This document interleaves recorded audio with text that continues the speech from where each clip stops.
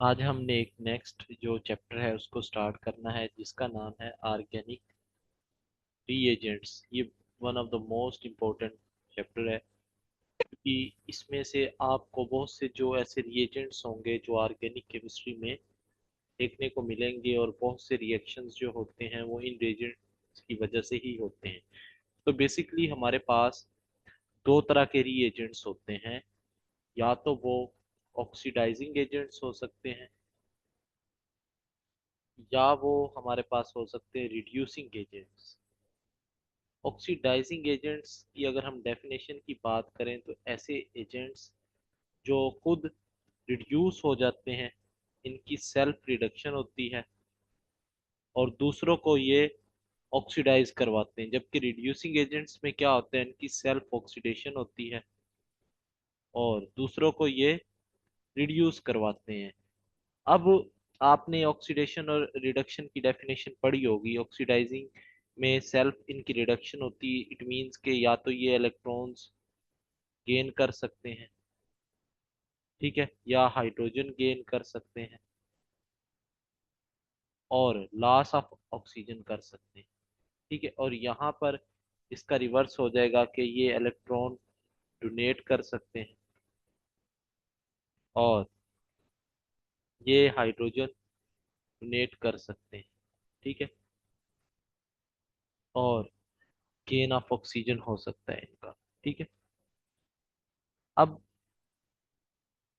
यहाँ पर हम बात करें तो पहले हम बात करेंगे रिड्यूसिंग एजेंट्स की। रिड्यूसिंग एजेंट्स, तो रिड्यूसिंग एजेंट्स वो चीजें होती हैं जो खुद ऑक्सीडाइज होती हैं और दूसरों को क्या करती हैं, रिड्यूस करवाती हैं। उनको रिड्यूसिंग एजेंट्स कहते हैं। और आपको बेटा ये बात पता होगी कि जो मेटल्स होते हैं, मेटल्स जो होते हैं ये बेस्ट रिड्यूसिंग एजेंट होते हैं। बेस्ट क्यों होते हैं? क्योंकि मेटल जो होते हैं ये इलेक्ट्रोपॉजिटिव इन नेचर होते हैं। इलेक्ट्रोपॉजिटिव वो चीजें होती हैं जो इलेक्ट्रॉन डोनेट करने का रुझान रखती हैं। They can easily donate electrons. तो मेटल्स जो होते हैं ये इलेक्ट्रॉन्स डोनेट कर सकते हैं, इट मींस ये दूसरों को रिड्यूस करवा सकते हैं, ठीक है। तो अगर हम बात करें रिड्यूसिंग एजेंट्स में तो हमारे पास तीन तरह के रिड्यूसिंग एजेंट्स हो सकते हैं।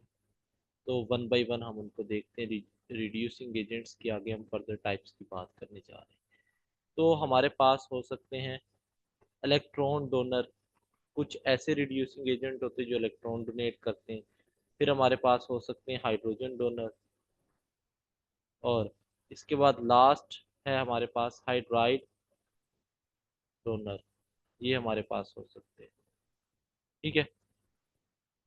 तीन तरह के ये हमारे पास हो सकते हैं।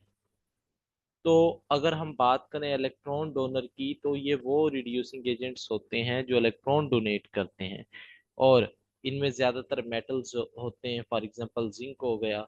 आपने देखा होगा जिंक जब आप करवाते हो अल्काइल हैलाइड के साथ रिएक्शन करवाना होता है, अल्केन बनानी होती है, तो तब आप रिड्यूसिंग एजेंट ये जिंक यूज करते हो, जिंक HCl।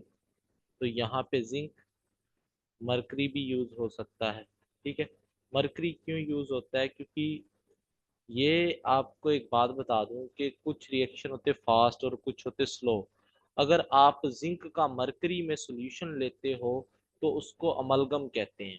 किसी भी मेटल का मरकरी के अंदर सॉल्यूशन जो होता है उसको अमलगम बोलते हैं। अब क्या होता है कि ये मरकरी के अंदर इसका सॉल्यूशन होता है तो इसकी जो रफ्तार होती है इलेक्ट्रॉन डोनेशन की वो कम हो जाती है, ठीक है। इसके बाद हमारे पास है लिथियम अमोनिया। अब लिथियम भी आपको पता है इलेक्ट्रॉन डोनर है। सोडियम अमोनिया और अकेला पोटाशियम भी बाद लिखा होता है। तो आप देख सकते हैं कि इनमें ये सारे के सारे जो होते हैं ये इलेक्ट्रॉन डोनेट करते हैं, इसलिए इनकी कैटेगरी जो होती है इलेक्ट्रॉन डोनर की कैटेगरी में आ जाती है। फिर हाइड्रोजन डोनर, इसमें आपने देखा होगा कि H2, हम हाइड्रोजन की एडिशन करवाते हैं इन द प्रेजेंस ऑफ निकल और प्लाडियम और प्लेटिनियम कैटलिस्ट। एक तो ये, इसके बाद हम लिंडार्स प्रोसेस भी देखा है, H2PD प्लस BaSO4। ये क्या होता है, ये वन स्टेप रिडक्शन करवाने के लिए यूज होता है बेरियम सल्फेट।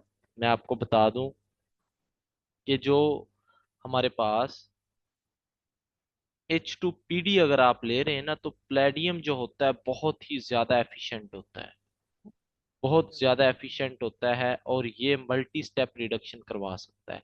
तो आप क्या करते हो, इस रिएक्शन को स्टॉप करने के लिए आप बेरियम सल्फेट डाल देते हो, ये एक्ट करता है एज अ पॉइजन, ये पॉइजन के तौर पर एक्ट करता है, ये रिएक्शन की स्पीड को कंट्रोल करता है।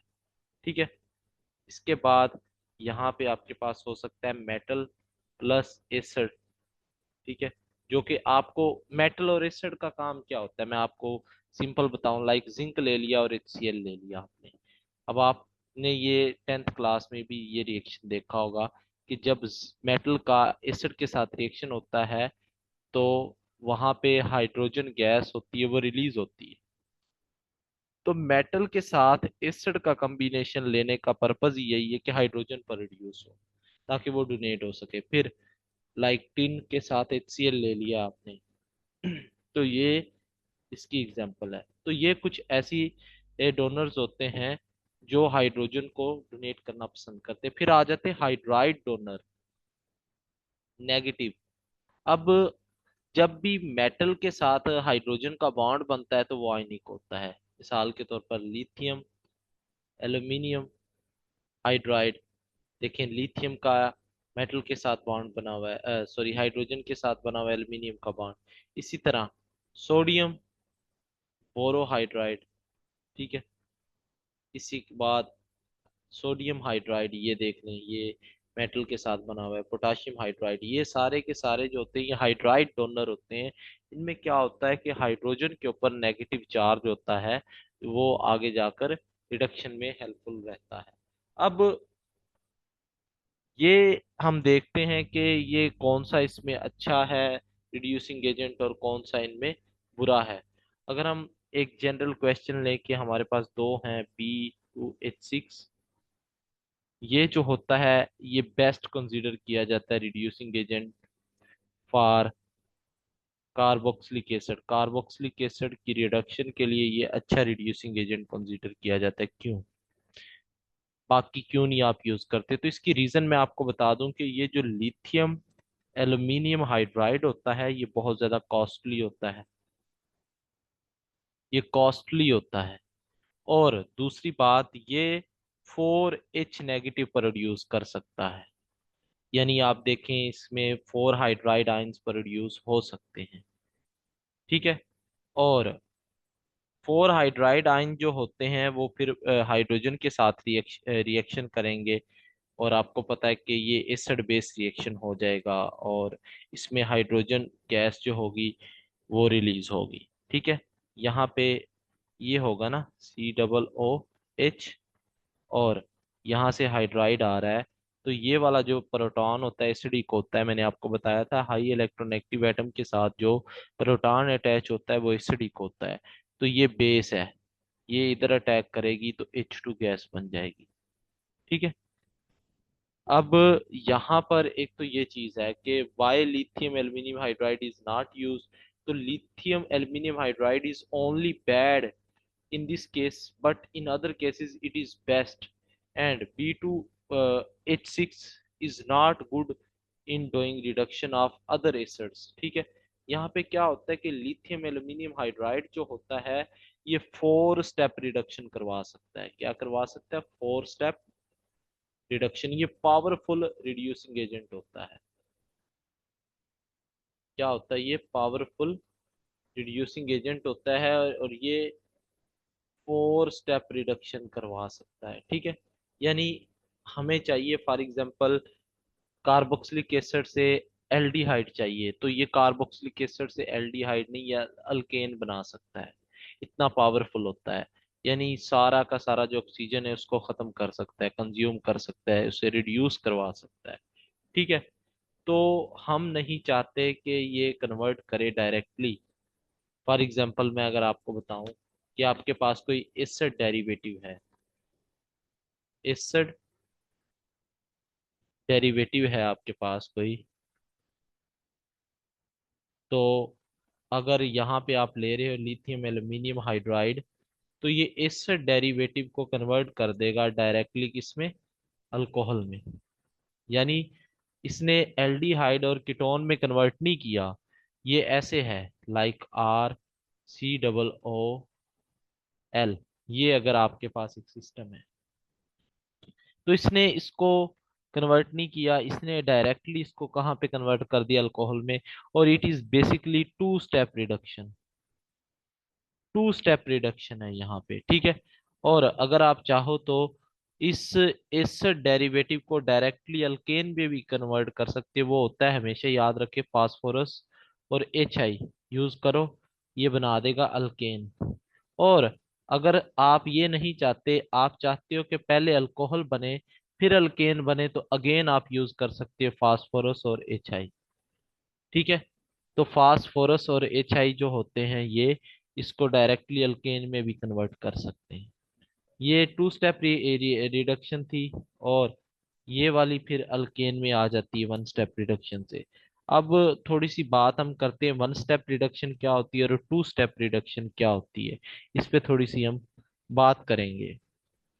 फॉर एग्जांपल हम बात करते हैं एल्डिहाइड और कीटोन की, पहले इनमें थोड़ा सा डिफरेंस समझ लें ताकि अगली जो चीजें वो आसान हो जाए। एल्डिहाइड और कीटोन, एल्डिहाइड क्या होते हैं जी, एल्डिहाइड आपके पास, आपको अगर स्ट्रक्चर बनाकर दिखाऊं, CH3COOH, ये एल्डिहाइड है।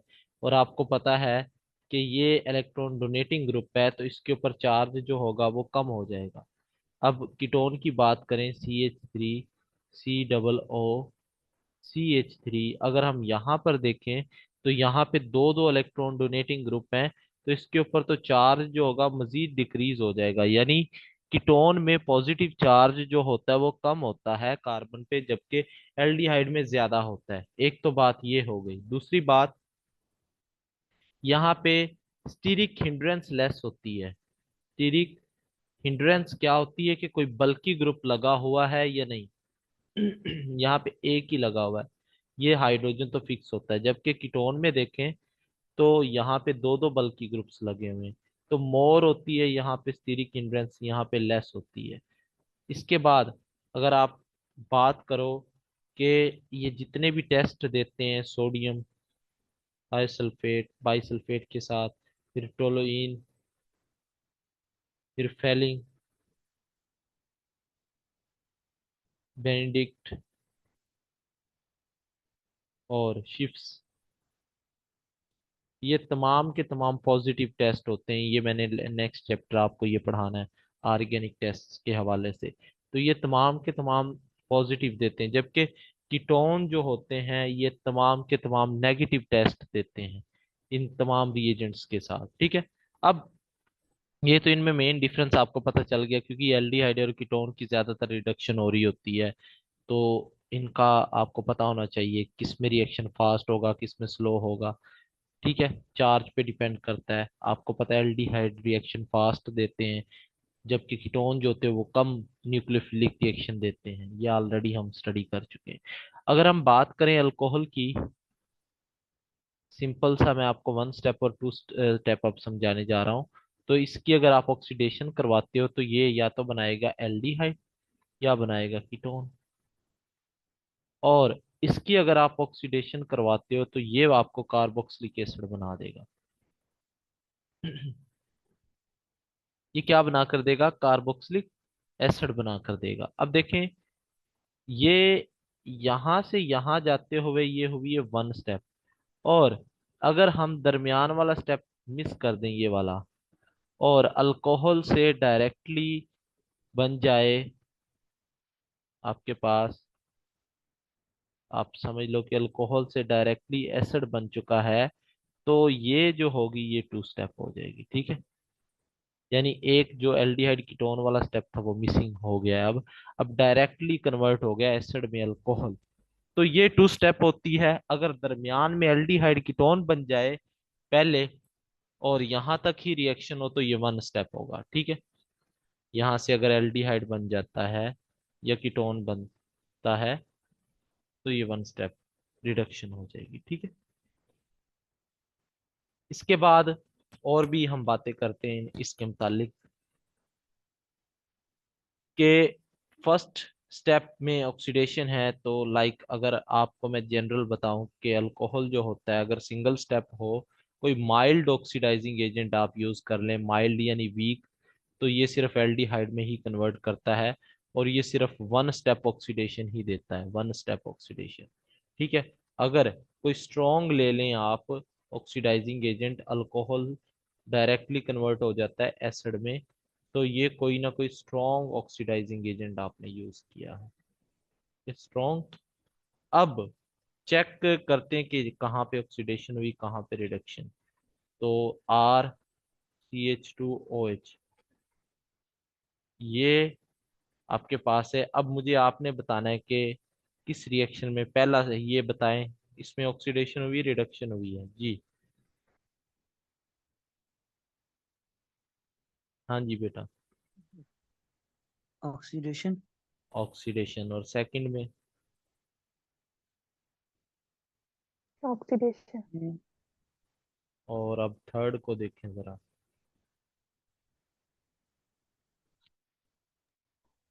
रिडक्शन।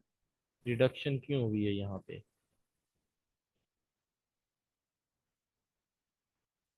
जी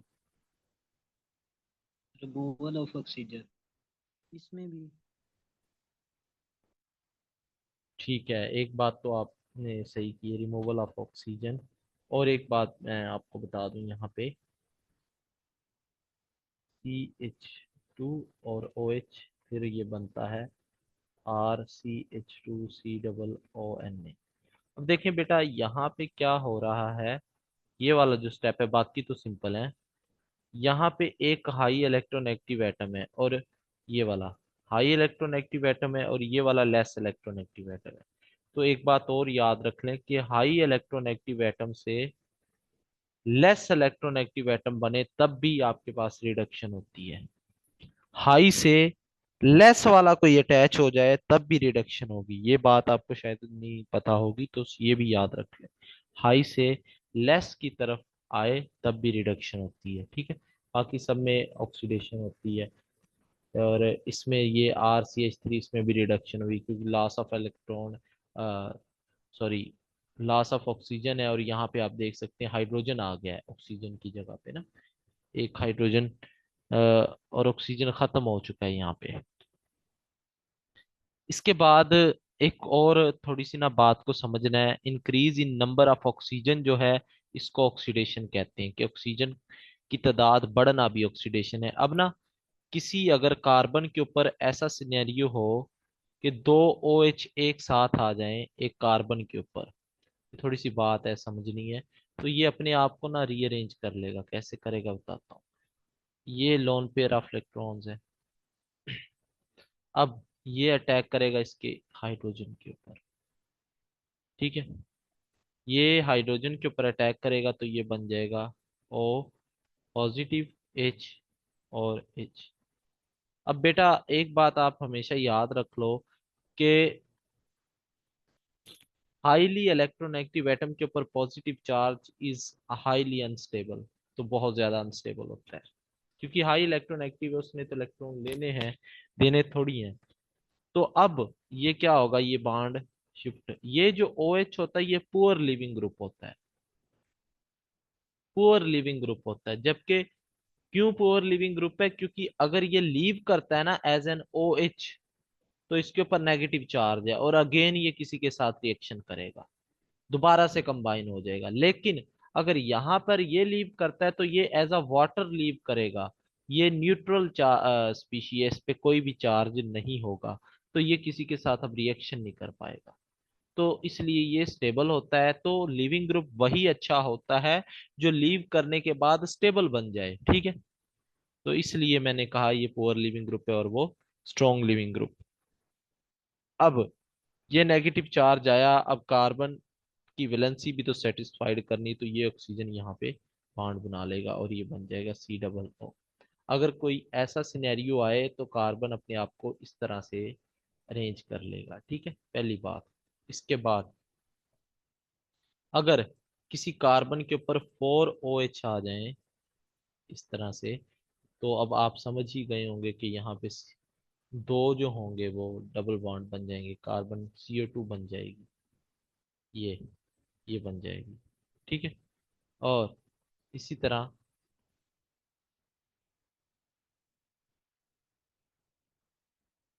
कार्बन के ऊपर 3 OH आ जाएं तो ये कन्वर्ट कर लेगा, एक तो OH वैसे ही रहेगा, एक जो होगा वो C डबल बॉन्ड O में कन्वर्ट हो जाएगा, और एक OH वैसे का वैसा रहेगा। तो ये आपको मैंने मैकेनिज्म भी बता दिया कैसे कन्वर्ट होगा, और स्टेप भी आपने ये याद रखना है कि कैसे जब भी एल्डिहाइड या कीटोन आए तब तब आपने कार्बन के ऊपर 2 OH समझने हैं। अब मैं आपको ना एक बात बताने जा रहा हूँ। आप मुझे बताएं बेटा, इसके ऊपर कितने OH हैं? 3 है। तो जब भी कार्बन के ऊपर 3 OH आए तो वो कार्बोक्सिलिक एसिड बनेगा। क्या बनेगा? Carboxylic acid. या अगर मैं आपसे कहूं कि जब भी कार्बोक्सिलिक एसिड होगा तो आपने कार्बन के ऊपर 3 OH समझने हैं, ये समझ सकते हैं आप रिवर्स केस। और आपने देखा कार्बन के ऊपर अगर 2 OH आए तो ये क्या बनाता है, क्या बनाएगा ये फंक्शनल एल्डिहाइड ग्रुप। और कीटोन। हाँ जी, एल्डिहाइड या कीटोन। तो जब भी एल्डिहाइड या कीटोन होगा तो आप क्या समझोगे कि कार्बन के ऊपर कितने OH हैं? 2। बस ये बात समझिए। ठीक है, कार्बन के ऊपर कितने OH हैं? 2। अब देखें, अगर कोई ऐसी सिचुएशन आ जाए, OH, यहाँ पे भी OH, ये कार्बन है, तो आप इसको जब हीट करोगे तो यहाँ से वाटर जो होगा वो रिमूव हो जाएगा, तो क्या बन जाएगा? एल्डिहाइड बन जाएगा। ठीक है, अब मैं आपको लिविंग ग्रुप्स बताता हूँ जो अच्छे होते हैं। Water, N2, CO2, NH3, SO2, these are the best leaving groups, क्योंकि ये स्टेबल बन जाते हैं, ये अनस्टेबल नहीं रहते, ये स्टेबल हो जाते हैं, तो इसलिए ये बेस्ट लिविंग ग्रुप है। इसके बाद मैंने आपको बताया जो मेटल्स होते हैं वो रिड्यूसिंग एजेंट्स होते हैं। मेटल्स आर रिड्यूसिंग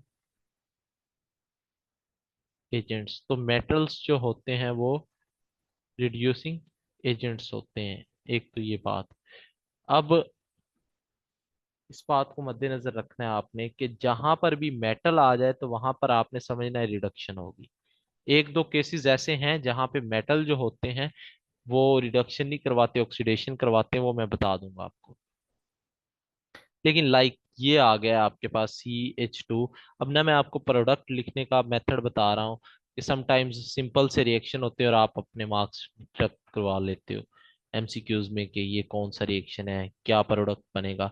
अब यहाँ पे आ गया जिंक, और साथ में HCl है। एक बात और याद रख लें कि जहां पर भी एसिड आ जाए तो एसिड का एक ही काम होता है, प्रोटॉन डोनेट कर सकता है।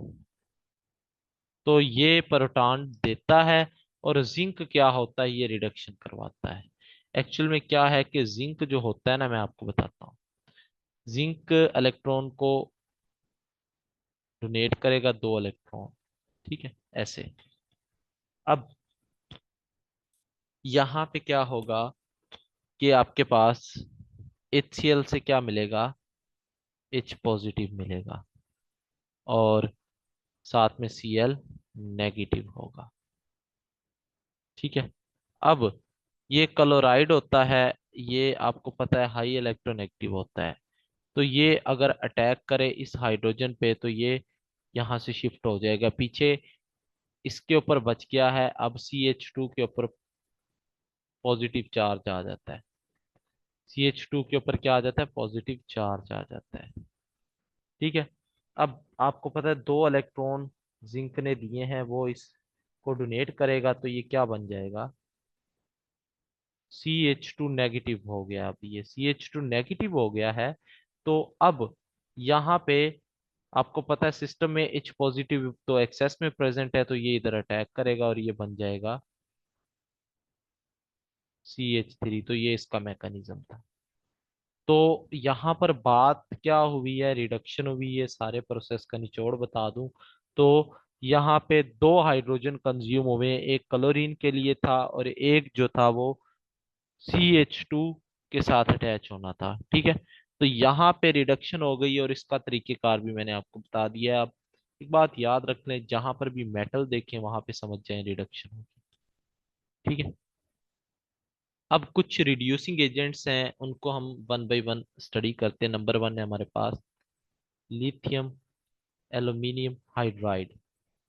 तो लिथियम एल्यूमिनियम हाइड्राइड जो होता है ये almost are all organic compounds को ये रिड्यूस कर सकता है। ऑलमोस्ट ऑल ऑर्गेनिक कंपाउंड्स जो होंगे वो इससे रिड्यूस हो जाएंगे, एक्सेप्ट नॉन पोलर बॉन्ड्स, जैसे कार्बन डबल बॉन्ड कार्बन जो नॉन पोलर होते हैं ना उसको नहीं रिड्यूस करवा पाता। इसकी रीजन क्या होती है, क्योंकि जो इससे प्रोड्यूस होता है हाइड्राइड जो होता है वो पोलर होता है, उसके ऊपर नेगेटिव चार्ज होता है। तो डेफिनेटली वो नॉन पोलर पे तो अटैक नहीं कर सकता, क्योंकि उसके ऊपर तो कोई पोल्स ही नहीं होते हैं। अटैक करने के लिए पोलैरिटी का होना बहुत जरूरी है। ठीक है, इसके बाद it is costly for COOH, तो ये कार्बोक्सिलिक एसिड की रिडक्शन के लिए कॉस्टली होता है। इट इज वेरी रिएक्टिव, बहुत ज्यादा reactive. It is very reactive, बहुत ज्यादा रिएक्टिव होता है। If non polar bond converted into polar then lithium aluminium hydride will reduce them. अगर तो नॉन पोलर है, मैं आपको मिसाल दूं कि आपके पास है ये सिस्टम, ये बेंजीन रिंग है, इसके साथ ये बॉन्ड लगे हुए हैं ये। अब यहाँ पर अगर आप नोट करें तो जो बॉन्ड नंबर 1 है ये नॉन पोलर है और 2 है ये पोलर है। अब यहाँ पे बात को समझना है, 1 और 2 both will be reduced because 1 has become polar now due to resonance. क्या रीजन हुई है कि यहाँ पर डबल बॉन्ड है, ये इधर रेजोनेंस में आ चुका है। तो आप बज़ाहिर आपको देखने पे लगेगा ये carbon double bond carbon non polar है, लेकिन रेजोनेंस आ गई है, तो रेजोनेंस के आने की वजह से चार्जेस आ जाते हैं। तो इट मींस ये किस में कन्वर्ट हो गया, अब ये जो बॉन्ड होगा ये ऐसे ये इधर आ जाएगा और ये ऑक्सीजन के ऊपर नेगेटिव चार्ज, यहाँ पॉजिटिव चार्ज। तो अब ये देख सकते हैं कि ये पोलर बन चुके हैं। पोलर कैसे बने हैं, ड्यू टू रेजोनेंस। तो जहां पर भी रेजोनेंस आ जाएगी वहां पर ये सबको कन्वर्ट कर देगा। ठीक है, तो अब कुछ रिएक्शंस की बात करें तो ये एल्डिहाइड को कन्वर्ट कर देता है अल्कोहल में। ठीक है, रिड्यूस करवा देता है। कार्बोक्सिलिक एसिड को ये कन्वर्ट कर देता है अल्कोहल में। ठीक है, और कीटोन को ये कन्वर्ट कर देता है अल्कोहल में, सेकेंडरी अल्कोहल में कन्वर्ट कर देगा, 2 डिग्री अल्कोहल। इसके बाद ये एस्ट एनहाइड्राइड जो होता है उसको भी अल्कोहल में कन्वर्ट कर देता है। एसिड एनहाइड्राइड जो होता है ये उसको भी अल्कोहल में कन्वर्ट कर सकता है। और अमाइड जो होता है COONH2 वाला जो अमाइड होता है ये इसको कन्वर्ट करेगा अमाइन में, अमा अमाइन में कन्वर्ट कर देगा। ठीक है, लिथियम एल्युमिनियम हाइड्राइड जो होता है ये एक्चुअल में हाइड्राइड आयन देता है।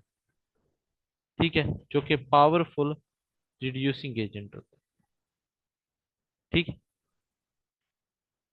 अब नंबर 1 ये होगा। नंबर 2 हमारे पास आ गया है जी सोडियम बोरो हाइड्राइड इथाइल अल्कोहल। ठीक है, इसको हम देखते हैं। ये आपके पास क्या है कि ये रिएक्ट्स स्लोली।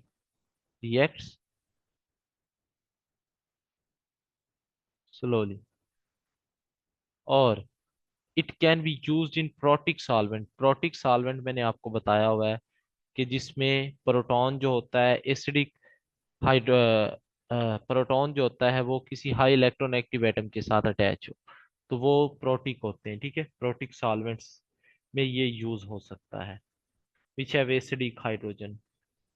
और ये मजे की बात, ये प्रोटिक सॉल्वेंट्स के साथ रिएक्ट नहीं करता, does not react, not react with protic solvent. तो प्रोटिक सॉल्वेंट के साथ ये रिएक्ट नहीं करता। अब अगर मैं आपको कंपैरिजन बताऊं, तीन हैं रिड्यूसिंग एजेंट्स। नंबर वन है सोडियम बोरोहाइड्राइड, फिर आ जाता है लिथियम एल्यूमिनियम हाइड्राइड, और थर्ड आपके पास आ जाता है डाइबल डाइबल हाइड्राइड। ठीक है, अब देखें यहाँ पे क्या है, ये सोडियम बोरोहाइड्राइड ये स्लो है, और लिथियम एल्यूमिनियम हाइड्राइड ये फास्ट है, और डाइबल जो होता है ये only for one step reduction use होता है, वन स्टेप रिडक्शन ही करवा सकता है, टू स्टेप या थ्री स्टेप या मल्टी स्टेप नहीं करवा सकता। ठीक है, अब सोडियम बोरोहाइड्राइड जो होता है ये मोर सिलेक्टिव होता है, मोर सिलेक्टिव होता है, जबकि लेस रिएक्टिव होता है, लेस रिएक्टिव।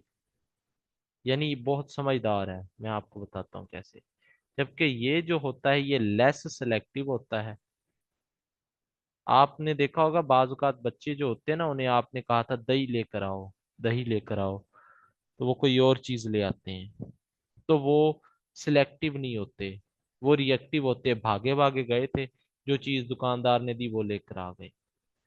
ठीक है, तो लेस सिलेक्टिव होता है और मोर रिएक्टिव होता है। मोर रिएक्टिव जैसे गुस्सा आ जाता है बंदे को ना, और बाद में देखता है रिएक्शन, फौरी रिएक्शन देने वाला, विदाउट थिंकिंग, बगैर सोचे समझे। ठीक है, और ये फोर हाइड्राइड दे सकता है, यानी हाइड्राइड आयन दे सकता है, स्लो होते हैं ये भी फोर हाइड्राइड डोनेट कर सकता है। ठीक है, ये जो है डाइबल ये एल्डिहाइड या कीटोन की फॉर्मेशन ही करवा सकता है, यानी अगर आपके पास कोई एसिड है तो। और यहाँ पर जो होता है ये can do two step reduction, और जनरली ये वन स्टेप देता है, जनरली वन स्टेप रिडक्शन देगा। ठीक है, और ये जो होता है ये can do four step reduction, तो ये चार स्टेप रिडक्शन करवा सकता है। और ये जो होता है ये प्रोटिक सॉल्वेंट के साथ रिएक्शन कर सकता है, ये रिएक्ट कर सकता है, जबकि ये नहीं करता, सोडियम बोरोहाइड्राइड जो होता है ये नहीं करता। ठीक है, डाइबल सिर्फ वन स्टेप रिडक्शन, तो ये इनमें कंपैरिजन था। इसके बाद प्रोटिक और एप्रोटिक की मैं आपको थोड़ी सी वजाहत कर दूं। जैसे ये है वाटर, ये प्रोटिक है, अल्कोहल ये हाइड्रोजन प्रोटिक होता है, ये प्रोटिक है क्योंकि ये सल्फर की भी इलेक्ट्रोनेगेटिविटी हाई होती है। इस तरह ए प्रोटिक जिसमें लाइक ROR, जिसमें प्रोटॉन नहीं होता या एसिडिक हाइड्रोजन नहीं होता, वो ए प्रोटिक होते हैं। ठीक है, तो जो सोडियम बोरोहाइड्राइड होता है ये रिड्यूस कर सकता है ओनली ओनली एसिड डेरिवेटिव्स, तो ये एसिड डेरिवेटिव्स को ही रिड्यूस कर सकता है, क्योंकि एसिड डेरिवेटिव्स के ऊपर जो होता है वो हाई चार्ज होता है। ठीक है, हाई चार्ज होता है। It can reduce only aldehyde ketone और एसिड क्लोराइड, तो ये याद रखना है, एल्डिहाइड को कर सकता है रिड्यूस, कीटोन को कर सकता है, और एसिड क्लोराइड को कर सकता है, तो ये इनको ही रिड्यूस कर सकता है। ठीक है, और एक और बात बता दूं, एल्डिहाइड और कीटोन जो होते हैं, एल्डिहाइड एंड कीटोन जो होते हैं ये कन्वर्ट हो जाते हैं अल्कोहल में।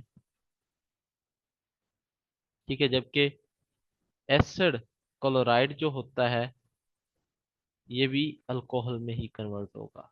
ठीक है। फॉर एल्डिहाइड और कीटोन ये करवाता है सिर्फ one step reduction, one step reduction करवाता है, जबकि एसिड क्लोराइड से अल्कोहल में गया है तो ये टू स्टेप रिडक्शन हुई है, ये टू स्टेप रिडक्शन हुई है। तो in case of acid chloride ये दो स्टेप रिडक्शन देता है, बाकी के केस में ये वन स्टेप रिडक्शन देता है। ठीक है। तो आज हमने यहीं तक बात करनी थी। नेक्स्ट हम देखेंगे ऑक्सीडाइजिंग एजेंट, और कल ये चैप्टर हमारा एंड हो जाएगा। और कुछ रिएक्शंस हैं, नेम्ड रिएक्शन, वो भी मैं कोशिश करूंगा साथ में आपको करवा दूं। जी, कोई सवाल है आपका तो पूछ सकते हैं माइक ऑन करके। हाँ जी,